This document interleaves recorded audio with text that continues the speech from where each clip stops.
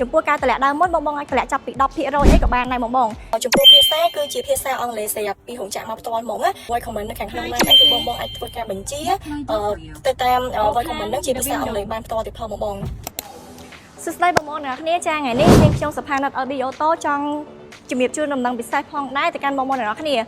ឡូវនេះគឺ GAC GF4 Mic Flagship Series ឆ្នាំ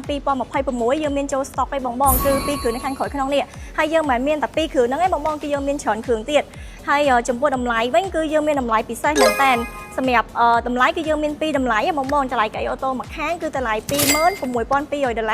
ចំពោះតម្លៃកៅអីអូតូទាំងសងខាងគឺតម្លៃ$26,500ហើយបើសិនជាបងមានចំណាប់អារម្មណ៍ទៅលើការ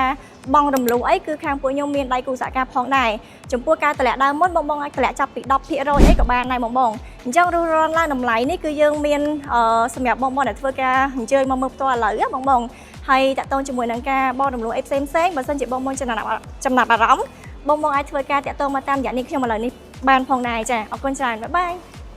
ហើយចង់ជំរាបជូនបងប្អូនទាំងអស់គ្នាបានដឹងផងដែរថាចំពោះរថយន្ត GAC GF4 Mic Flagship Series ឆ្នាំ2026ចូល stock ក្រោយៗនេះបងគឺចំពោះភាសាគឺជាភាសាអង់គ្លេសស្រាប់ពីរោងចក្រមកផ្ទាល់ហ្មងណាហើយបងអាចធ្វើការផ្លាស់ប្ដូរភាសាបានរហូតដល់5ភាសាបងហើយចំពោះ voice comment នៅខាងក្នុង line ហ្នឹងគឺបងអាចធ្វើការបញ្ជាទៅតាម voice comment ហ្នឹងជាភាសាអង់គ្លេសបានផ្ទាល់ទៅផងបងOkay, opening the driver's window.